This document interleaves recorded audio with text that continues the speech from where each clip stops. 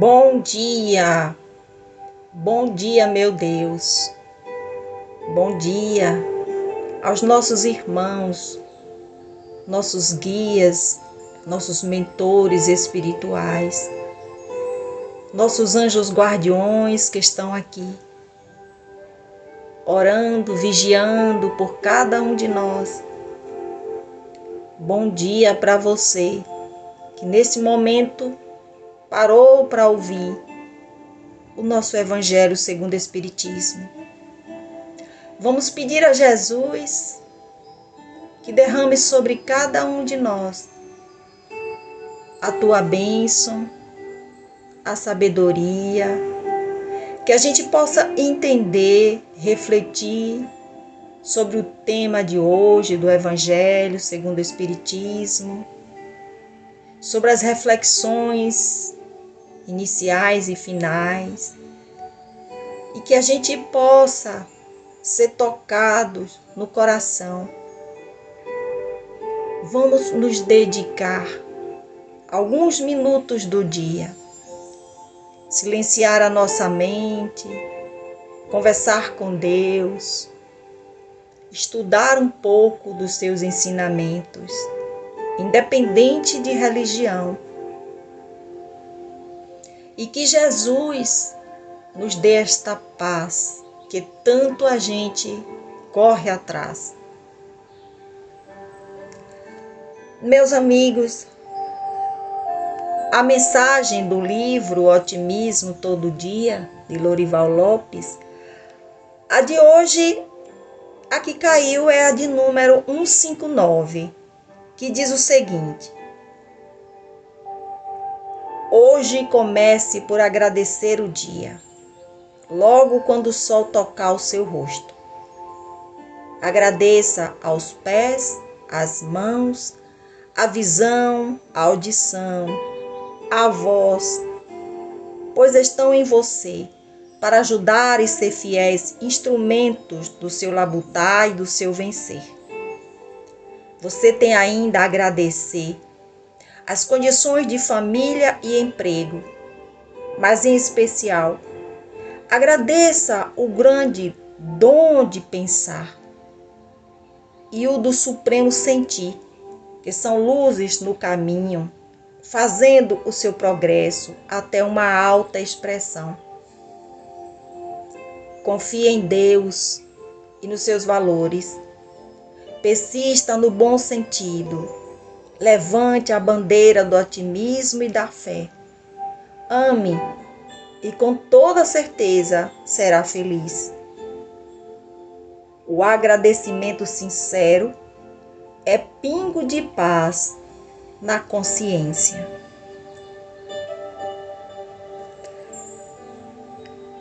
O capítulo de hoje do Evangelho segundo o Espiritismo é o 14.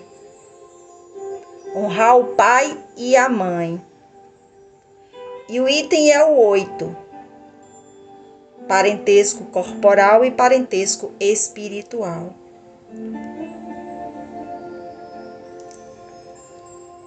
Os laços de sangue não estabelecem necessariamente as ligações entre os espíritos. O corpo origina-se do corpo, mas o espírito não se origina do espírito, uma vez que ele já existia antes da formação do corpo. Não são os pais que criam o espírito do filho. Eles apenas lhe fornecem o corpo de carne. Além de gerar o corpo, os pais são responsáveis pelo desenvolvimento intelectual e moral dos filhos, ajudando-os a progredir. Os espíritos que encarnam numa mesma família, como parentes próximos, são quase sempre espíritos simpáticos entre si e unidos por relações anteriores. Essas relações se manifestam pela afeição que existe entre eles durante a vida terrena. Pode acontecer também que os espíritos sejam completamente estranhos uns aos outros, ou separados por antipatias igualmente anteriores, e que se manifestam por aversões mútuas. Enquanto estiverem encarnados na Terra, essas aversões serão para eles uma grande provação. Os verdadeiros laços de família não são os laços de sangue, mas sim os laços de simpatia e afinidade de pensamentos, que unem os espíritos antes, durante e depois da encarnação. É por isso que dois seres nascidos de pais diferentes podem ser mais irmãos pelo espírito do que pelo sangue. Eles se querem, se procuram e sentem prazer por estarem juntos, enquanto que dois irmãos de sangue podem repelir-se, conforme se observa todos os dias. É um problema moral que só o Espiritismo pode explicar através das diversas existências vividas pelos espíritos. Existem, portanto, duas espécies de famílias: as famílias por laços espirituais e as famílias por laços corporais. As famílias que se unem por laços espirituais possuem um relacionamento duradouro e se fortalecem pela purificação de seus membros. Assim, elas continuarão se relacionando no mundo dos espíritos e na terra, por meio de inúmeras encarnações da alma. A família, a união das famílias por laços corporais é frágil como a própria matéria e termina com o tempo. Muitas vezes, essa união se desfaz moralmente, já na existência atual. Foi isso que Jesus quis ensinar quando disse a seus discípulos: eis aqui minha mãe e meus irmãos, ou seja, minha família pelos laços do Espírito. Pois quem quer que faça a vontade de meu Pai que está nos céus é meu irmão, minha irmã e minha mãe.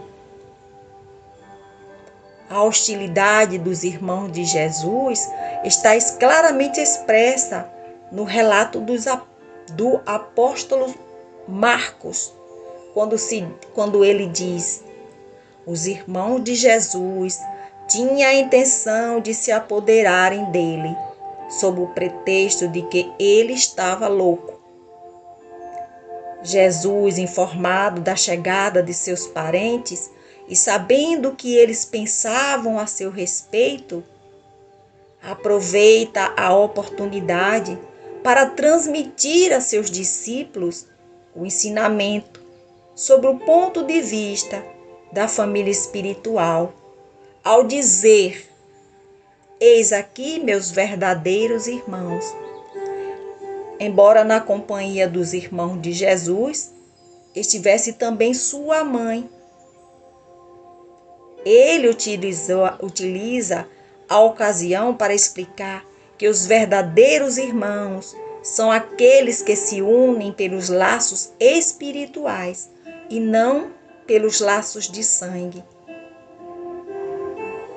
Não se deve entender com isso que sua mãe, segundo o sangue, não lhe significasse nada,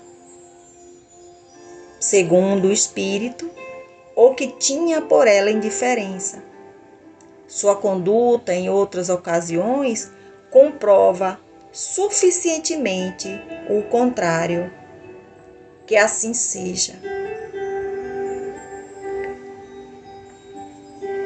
Pois é, meus amigos, este item 8 é um item que até hoje causa muita polêmica entre as religiões.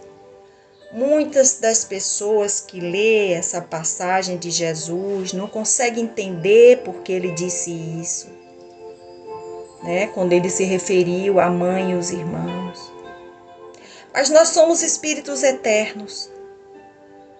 E então, se somos eternos, vivemos muitas reencarnações, para que a gente possa ir, voltar e reparar os nossos erros do passado. Por isso, quando Kardec, aqui nesse capítulo,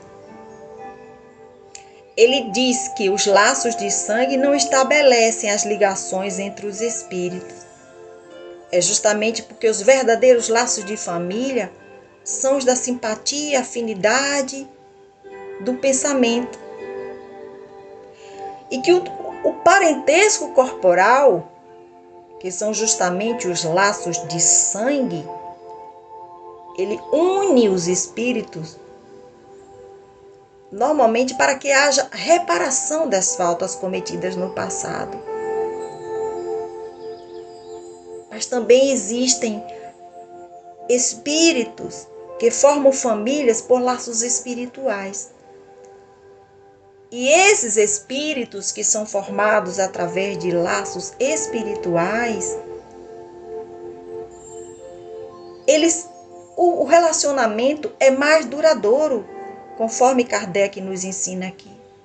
E a morte do corpo não separa esses espíritos. Já o contrário, no caso de família que se reúne apenas por laços corporais, a morte, como ele disse aqui, que é o tempo, os separam.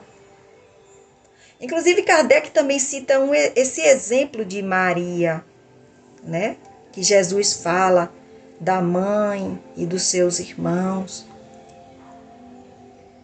Que Jesus estava no local quando, de repente, chegou Maria com seus irmãos. E nem sempre os irmãos de Jesus concordavam com a maneira que Jesus vivia. Então, quando os apóstolos viraram para Jesus e disseram: sua mãe e seus irmãos estão aí. Foi nesse momento que Jesus aproveitou para nos dar esse grande ensinamento e que até hoje gera polêmica, né? Porque quando ele diz que